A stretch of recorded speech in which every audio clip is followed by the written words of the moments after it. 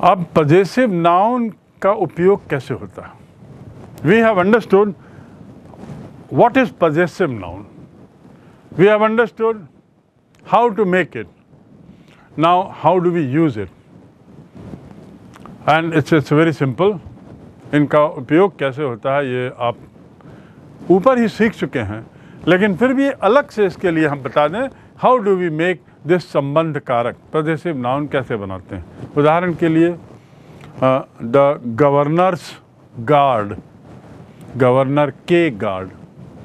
जीवित वस्तुओं के नाम के आगे मैंने पहले ही बताया आपको कि जो जीवित वस्तु हैं, जीवित हैं, चाहे पेड़ पौधे जानवर आदमी, एपोस्ट्रोफी एस लगा दीजिए। का के की उसका मीनिंग आता है। गवर्नर्स बॉडी गार्ड मतलब क्या होता है? The body guard of the governor. तो ऑफ के लिए उपयोग होता है। राम्स बुक्स यानी द बुक्स ऑफ राम, का के की। तो एक तो ये हो गया पजेसिव नाउन का उपयोग। दूसरा the leg of the table. अब यहाँ पे हम ये याद रखिए, टेबल जीवित चीज नहीं है। इस नियम को बताते समय मैंने एक बात आपको स्पष्ट की थी कि जब एपोस्ट्रोफी एस लगाते हैं तो व्यक्तिगत नाउन में लगाते हैं तो वो जीवित होना चाहिए, लाइफ, जिंदा, जान। लकड़ी मामिन जानवरों में, पेड़ पौधों के लिए, पुरुष महिलाओं के लिए, उनके लिए लगता है apostrophe. Ram's books, president's visit. लेकिन अब याद रखें, लेकिन यदि वो निर्जीव है तो उसमें एपोस्ट्रोफी एस नहीं लगाएंगे। बुक्स कवर नहीं बोलेंगे, द कवर ऑफ बुक बोलेंगे। Books cover is very shabby. Shabby मतलब गंदी, साफ नहीं, अच्छी नहीं, अस्त व्यस्त, साफ नहीं है, अच्छा नहीं है। Books house, books cover is fantastic, गलत है। The cover of the book होगा क्योंकि वो निर्जीव वस्तु है, बुक जो है निर्जीव है। टेबल्स लेग्स आर ब्रोकन, ये गलत है। The legs of the table are broken होगा, ऑफ द टेबल। तो निर्जीव वस्तु में आपको एपोस्ट्रोफी एस नहीं लगाना है, राइट? ऐसे ही पर्सोनिफाइड ऑब्जेक्ट लेकिन यदि होते हैं, एक और मैं बोल रहा हूँ निर्जीव में नहीं लगाना है, पर कई बार हम निर्जीव वस्तु को एक जीवित जैसा मानते हैं। जैसे इंडिया जो है, भारत, इंडिया को हम जीवित मानेंगे कि निर्जीव चीज़ मानेंगे? इंडिया में कोई जान तो है नहीं, सांस लेता हो। ऐसी प्रकृति को भी हम निर्जीव मानते हैं। प्रकृति कोई ऐसी चीज तो थोड़ी है जिसमें जान है। ऐसे में क्या बोलेंगे?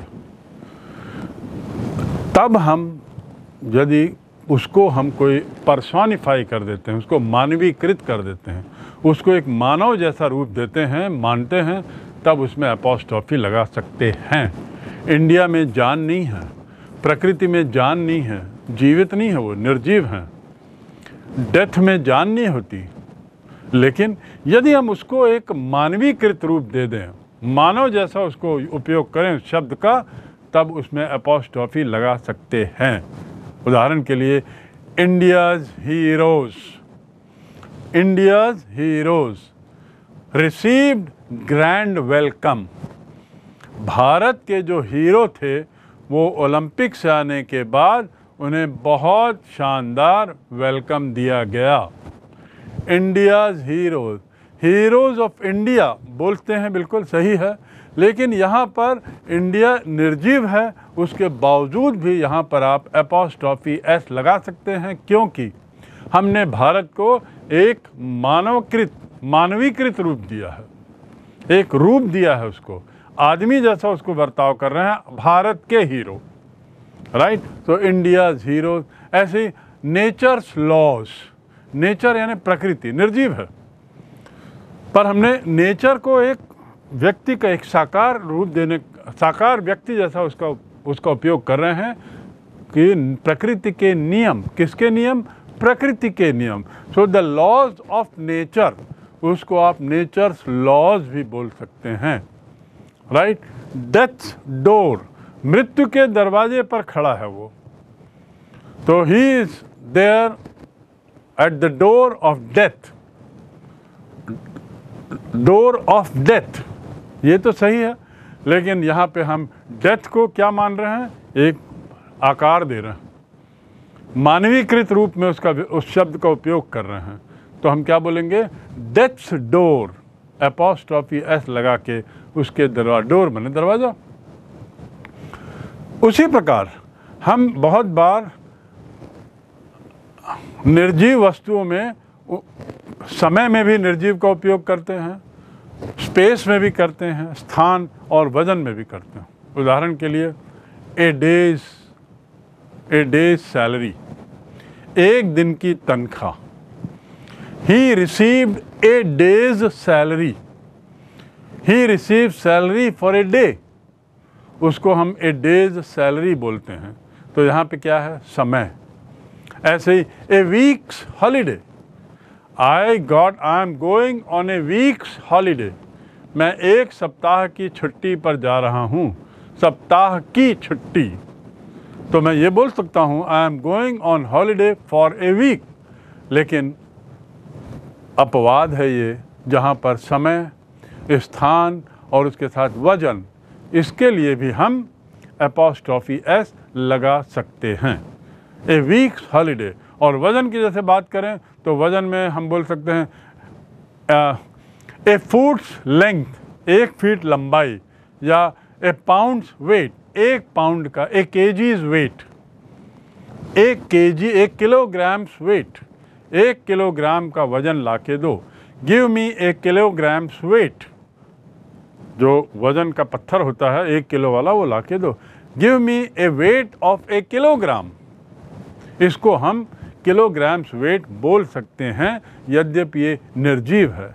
इसलिए बोल सकते हैं क्योंकि अंग्रेजी में स्पेस, टाइम और वजन, वेट, स्पेस एंड टाइम, ये तीनों के लिए भी एपॉस्ट्रॉफी लगाया जा सकता है। अब चलिए अगला, कुछ फ्रेज हैं। फ्रेज क्या होता है? ऐसे वाक्य जिसमें क्रिया नहीं होती लेकिन कुछ उसके अर्थ होते हैं, एक से ज़्यादा शब्दों से मिला हुआ रहता है, एक से ज़्यादा शब्दों से मिला हुआ, बिना क्रिया वाला, पर कुछ अर्थ के साथ, उसे फ्रेज बोलते हैं। जैसे at his fingers ends, at his fingers tips, क्या मतलब होता है? टिप यानी उंगली का ऊपर का है। अरे Ramayana, the entire Ramayana is at his fingertips. The entire Ramayana is at his fingertips. पूरी रामायण जो है वो उसके उंगलियों में वो गिन सकता है, उंगलियों के टिप पे है वो। इतना सरल है, इतना अच्छी तरह उसने एक मुखाग्र कंठस्थ किया है कि फिंगर टिप्स में है। एक दो और उदाहरण इसमें देख लें। टू हिज हार्ट्स कंटेंट, पूरे दिल के साथ उसने उससे बात की। He talk to him to his heart's content, heart माने दिल, कंटेंट माने संतुष्टि, पूरी दिल की संतुष्टि के साथ। अब ये देखिए क्या शब्द है यहाँ पर, यहाँ जैसे मैं बता रहा हूँ कि ये फ्रेज है, यानी एक तरीके से हम कह सकते हैं मुहावरे, कुछ जो एक से ज़्यादा शब्दों से बना होता है, पहली बात। दूसरा, उसमें क्रिया नहीं होती। तीसरा, क्रिया नहीं होते हुए भी उसका कुछ अर्थ रहता है। I ate to my heart content, I ate to my heart content. Ate माने खाया, ईट से बना एट, मैंने दिल छक के खाया। जब बोलते हैं ना तो I ate to my heart content. The entire, the table, the mathematics table is on his fingertips. Fingers tips देख लीजिए, fingers tips, बहुवचन में एस लगा है, एपॉस्ट्रॉफी लगा है, एस नहीं। हार्ट्स कंटेंट में एपॉस्ट्रॉफी एस लगा है। और एक और अंतिम, ए बोट्स क्रू। क्रू मतलब क्या होता है? नाविक, बोट के नाविक, और बोट माने नाव। ए बोट्स क्रू, बोट के नाविक, तब भी हम एपोस्ट्रोफी एस लगा सकते हैं, right. So with this we have learned uses of possessive cases in phrases also। और ये शब्द फ्रेज याद रखें, फ्रेज क्या है, ओके। पॉजेसिव केस की बात करते हुए अब हम कुछ और उदाहरणों पर, कुछ और ऐसे जनरल सामान्य रूल्स पर चलते हैं जिसमें पॉजेसिव केस और नाउन का रिलेशन है संज्ञा का। यदि व्यक्तिवाचक संज्ञा या व्यापार, व्यवसाय, खेलकूद आदि यदि संज्ञाओं की हम बात करते हैं तो वहाँ पर भी हम स्कूल, कॉलेज आदि बताने के लिए भी इसका उपयोग करते हैं पॉजेसिव केस का। मैं फिर से दोहरा दूं, पॉजेसिव केस का उपयोग हम व्यक्तिवाचक संज्ञा और बिजनेस या व्यापार, व्यवसाय, नाते रिश्ते, इनको बताने के लिए उनके व्यवसाय के स्थान, व्यापार के स्थान, नाते रिश्ते के स्पेसिफिक्स, ये बताने के लिए भी हम इसका उपयोग कर सकते हैं और करते हैं। एक उदाहरण देखिए, she has gone to baker's, she has gone to the baker's. अब ये बेकर क्या है? बेकर्स मतलब बेकर की शॉप, बेकरी की shop. She has gone to the baker's, shop को हमने हटा दिया, व्यवसाय का नाम लिया तो उससे इशारा काफ़ी है। और चूंकि दी लगाया है, ए डेफिनेट आर्टिकल लगाया है, सामने वाला समझ जाता है कौन से शॉप की बात कर रहे हैं, कौन से बेकरी शॉप की बात कर रहे हैं। तो the baker shop. Tonight I am dining at my uncle's, that's all.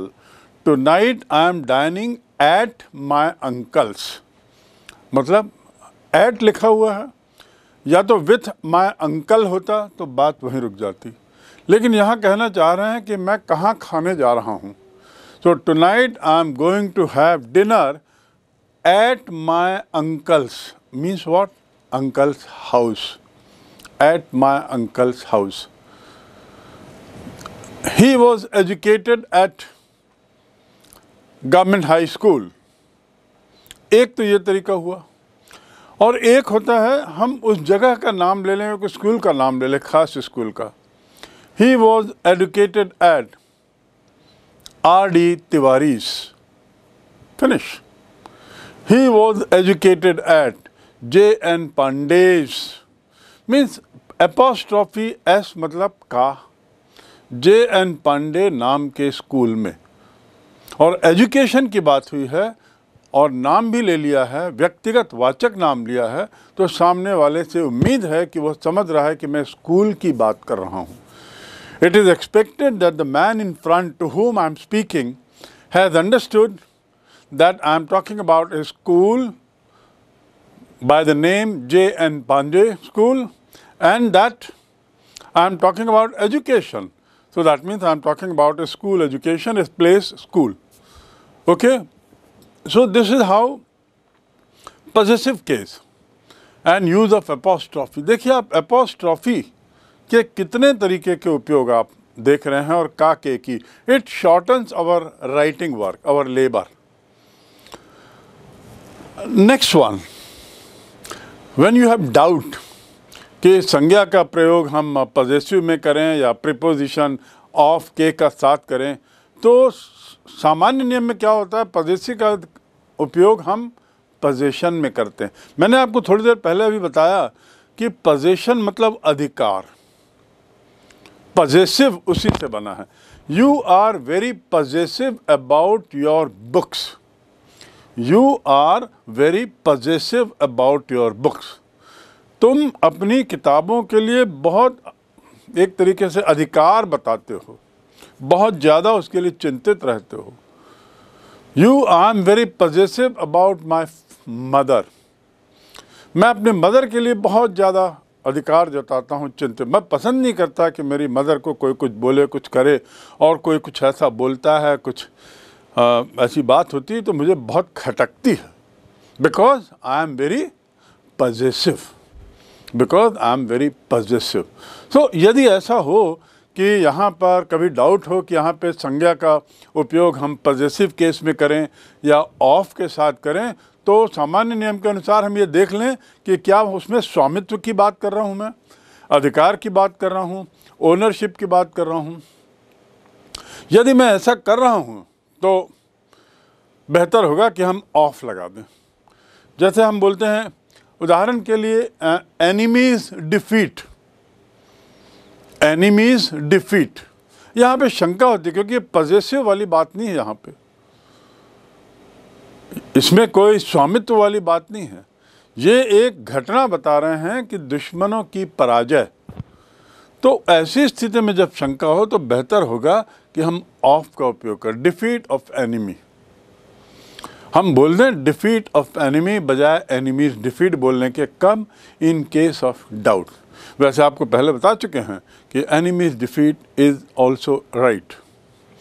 फिर भी कभी कभी हम थोड़ा सा कंफ्यूजन कर जाते हैं, और जैसे prime minister's reception at Delhi, prime minister's reception at Delhi, और दूसरा है reception of prime minister in Delhi. अब दोनों में अंतर क्या है? Prime minister's reception at Delhi, reception मतलब क्या होता है? आप लोग बहुत सुने होंगे, रिसेप्शन मतलब शादी में क्या होता है, शादी के बाद लड़के और लड़की के परिवार वाले एक भोजन, भव्य भोज का आयोजन करते हैं ना, उसे रिसेप्शन कहते हैं। तो ऐसे ही रिसेप्शन मतलब भव्य भोज। तो यदि मैं बोलूं प्राइम मिनिस्टर्स रिसेप्शन इन दिल्ली, तो इसका मतलब हुआ प्रधानमंत्री के द्वारा दिया गया भोज, प्रधानमंत्री के द्वारा दिया गया रिसेप्शन। और यदि मैं बोलूं reception of prime minister in Delhi, तो मतलब प्राइम मिनिस्टर के आने पर जनता के द्वारा किया गया। अब देखिए दोनों में कितना अंतर। पहला है प्राइम मिनिस्टर्स रिसेप्शन, प्रधानमंत्री का समारोह, मतलब प्रधानमंत्री के द्वारा, और दूसरे में है रिसेप्शन ऑफ प्राइम मिनिस्टर, मतलब प्रधानमंत्री के लिए। तो ऐसी स्थिति में हमको थोड़ा सा केयरफुल रहना पड़ेगा। एक और एग्जाम्पल देखिए, लव ऑफ ए फादर, पिता का अपने बच्चे के प्रति प्रेम, या बच्चे का अपने पिता के प्रति प्रेम, ये भी लव ऑफ ए फादर। जिसके दोनों अर्थ निकल सकते हैं, दोनों में से कोई सा भी अर्थ निकल सकता है। The love of a father, पिता का अपने बच्चे के प्रति प्रेम, और एक और अर्थ क्या है, बच्चों का अपने पिता के प्रति प्रेम। Right, so you can understand कि कैसे इसके अर्थ हम बदलते हैं, कैसे बदल सकते हैं। वाक्य वही है, ऐसी स्थितियां कम आती हैं। लेकिन और एक बड़ा सीधा नियम है, पजेसिव केस का बड़ा सरल नियम है, कोई इसमें कंफ्यूजन या दुविधा होने वाली बात नहीं, क्योंकि पजेसिव केस यानी पजेस से बना है, पजेसिव से बना है, जिसमें स्वामित्व की भावना हो, जिसमें ओनरशिप की भावना हो, जिसमें अधिकार की भावना हो, वहाँ पर आप एपोस्ट्रोफी एस लगा सकते हैं सामान्यतया। और यदि शंका हो तो आप ऑफ कर दीजिए। ऑफ के साथ उपयोग करना कभी गलत नहीं माना जाएगा। ठीक, राइट। पजेसिव केस और संज्ञा से जुड़े हुए बहुत सारे पहलुओं को समझने के बाद अब हम आते हैं एक तरीके से इसके अंतिम पहलू पर, संज्ञा और एपोजिशन। संज्ञा और एपोजिशन, स्पेलिंग देखिए, APPO, ऑपोजिशन नहीं है। ऑपोजिशन मतलब विरोध, ऑपोजिशन, और मैं बात कर रहा हूं एपोजिशन, और हिंदी में उसका अनुवाद जो है वह है समानाधिकरण, समान धन अधिकरण, समान धन अधिकरण, समानाधिकरण। अब ये अपोजिशन क्या है? अपोजिशन देखिए, Rama our captain made 50 runs. KL Rahul, our one down batsman, made 70 runs. KL Rahul, one down batsman. दो चीज़ें लिखी हुई हैं। अब ये दोनों क्या हैं? एक ही व्यक्ति हैं। KL Rahul and one down batsman, ऐसा नहीं है। KL Rahul one down batsman, यदि ऐसे दो तीन होते तो हम बिल्कुल स्पष्ट हो जाता कि मैं कौन से राहुल की बात कर रहा हूँ जो पहले नंबर पे आता है, मैं कौन से राम की बात कर रहा हूँ जो भारत के हमारे यहाँ भगवान हैं, पूजते जाते हैं, मैं कौन से सर की बात कर रहा हूँ जो मुझे अंग्रेजी पढ़ाते हैं, राइट? तो what I am trying to say is that in such a case captain और राम के साथ केवल स्पष्ट है कि राम के विषय में बताया जा रहा है। यहाँ पर वन डाउन बैट्समैन और KL राहुल के साथ स्पष्ट है कि KL राहुल के बारे में ही बताया जा रहा है। संज्ञा क्या है? KL राहुल। जब एक संज्ञा, अर्थात क्या हुआ, हम देख रहे हैं दो संज्ञा, कैप्टन या किंग और राम, राम द किंग, या राइट, हम यहाँ पे या Rahul the one down batsman, दोनों एक ही व्यक्ति को बता रहा है, एक ही व्यक्ति को बता रहा है। तो जब एक संज्ञा दूसरी संज्ञा के बाद उस संज्ञा की व्याख्या करने के लिए आती है तो वो दूसरी संज्ञा क्या कहलाती है? पहली संज्ञा का एपोजिशन। फिर से सुन लीजिए, जब दो संज्ञाएं, जिस उदाहरण में KL राहुल और फर्स्ट वन डाउन बैट्समैन, ये है, दोनों संज्ञाएं हैं। जब एक से ज़्यादा संज्ञा एक ही व्यक्ति के लिए आती है तो बाद में आई हुई संज्ञा वो क्या होगी?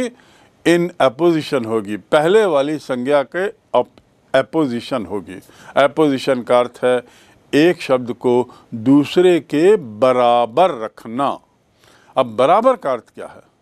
बराबर अर्थ ये हुआ कि उसको उस पहले संज्ञा के साथ रखना, समकक्ष रखना, स्पष्ट करने के लिए, रीइंफोर्स करने के लिए और स्पष्ट करने के लिए उसको उसके साथ ही रख देते हैं। दूसरी संज्ञा को देखिए, पहले के साथ कैसे रखा? Rahul the one down batsman, Rahul the one down batsman. इसका मतलब क्या हुआ कि जब दो संज्ञाएं हों और दोनों संज्ञाओं का एक ही व्यक्ति की तरफ इशारा हो, when it is aiming towards one and the same person, both the nouns, in that case the second noun is in apposition for the first noun. Am I clear? So now we come to few other examples, and that is Kabir, the great poet, has written many dohas. तो मैं किस कबीर की बात कर रहा हूँ? Kabir the saint was born in 14th century। मैं किस कबीर की बात कर रहा हूँ? स्पष्ट हो गया। मैं फिल्म हीरो कबीर की बात नहीं कर रहा हूँ, मैं बॉलीवुड के हीरो कबीर की बात नहीं कर रहा हूँ। मैं किस कबीर की बात कर रहा हूँ? Kabir the saint, Kabir the reformer. Kabir the reformer was a weaver. Weaver मतलब टू वीव माने बुनना, वीव यानी बुनना। बुनाई करते हैं ना, सिलाई बुनाई, उसमें बुनने का अर्थ होता है वीवर। तो कबीर क्या थे हिंदी में? वीवर को क्या बोलते हैं हिंदी में? जुलाहा। जुलाहा थे। तो कबीर द वीवर, तो हम क्या बोल रहे हैं? Kabir the great reformer was a weaver. अब कबीर, ग्रेट रिफॉर्मर, दोनों एक ही व्यक्ति के लिए। Yesterday I met your uncle, बहुत सादा उदाहरण आपके लिए। Yesterday I met your uncle the doctor, मतलब मैं किस अंकल की बात कर रहा हूँ? आपके तो कई अंकल हैं। इससे पहले आप पूछें कि कौन से अंकल से मिले भाई, तो मैं क्या बोल रहा हूँ? I met your uncle the doctor. आपको मैं कहता हूँ today morning I met your brother, younger one. Today I met your brother, the younger one. तो मैं किस भाई की बात कर रहा हूँ? छोटे भाई की. So the second noun is in apposition. The second noun is in apposition. Now, one more clarity required on this. एक और थोड़ा स्पष्टीकरण. पहले में जो हमने वाक्य बताया, कबीर द रिफॉर्मर, इसमें नाउन इन एपोजिशन. कबीर क्या है? करता है. कबीर क्या है? करता है. और कर्ता को मैंने आपको बताया था नॉमिनेटिव केस कहते हैं. और कर्म को क्या कहते हैं? कर्म को हम एक्यूजेटिव केस कहते हैं या ऑब्जेक्टिव केस कहते हैं. तो पहले में यदि नाउन इन अपोजिशन में कर्ता कारक है तो नॉमिनेटिव केस. दूसरे वाक्य में नाउन इन अपोजिशन कर्म कारक केस में है. दूसरा वाक्य कौन सा था? I met your uncle the doctor. I met your uncle. I करता है. अंकल कौन है? कर्म है. अंकल कौन है? कर्म कारक हैं. और कर्म कारक को अंग्रेजी में क्या बोलते हैं? Accusative case. और तीसरा वाक्य यदि एक और हम देखें तो वो है have you seen Ganguly the artist drawings. This is generative case. This is called a genitive case. That's a different meaning altogether. But you remember that Kabir, the reformer, where Kabir is karta, so he comes under nominative. And yesterday I met your uncle, the doctor. Uncle becomes karm karak and doctor is in apposition with uncle. So that becomes accusative case. So dear children, with this, your understanding of nouns and its various aspects must have become much more clearer. संज्ञा और उसके जो विभिन्न पहलू हैं उसको अब आपने समझा है.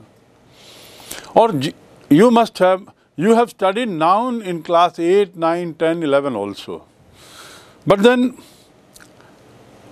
this time there was much more deeper understanding, I hope, of nouns and its different aspects, different types, its relation with case, its relation with number, its relation with gender, and so on and so forth. I once again repeat that most of these rules related to noun, you don't have to mug up the rules. You have to understand each of the rules. Noun with singular, noun with plural, and so on and so forth. Understand it. समझने की कोशिश करिए. याद करने की, कंठस्थ करने की जरूरत नहीं. और हर एक के एक एक उदाहरण को आप बस याद कर लीजिए. In the process of learning this chapter on nouns, you have come across many words also. बहुत से नए नए शब्द आपने सीखे हैं. बहुत सारे नए शब्द, जैसे possessive. You are very possessive about your football. तुम अपने फुटबॉल के लिए बड़े वो रहते हो यार, पकड़े रहते हो उसको पूरे समय. कोई उसको छू देता है तो गुस्सा हो जाते हो. कोई फुटबॉल को किक मारता है तो तुम्हारा खून खौलने लगता है. ऐसी स्थिति में क्या हो? आप फुटबॉल के लिए बहुत पॉजेसिव हो, तो अधिकार बहुत जताते हो. So what I mean is, you have learned a lot of words also, and any language cannot be expressed, used properly if you don't have words in your kitty. आपके बैग में यदि पर्याप्त शब्द नहीं है तो लैंग्वेज आप ठीक से नहीं कर पाएंगे. It's good that you must have learned so many words. Practice it out. With that, your noun comes to an end.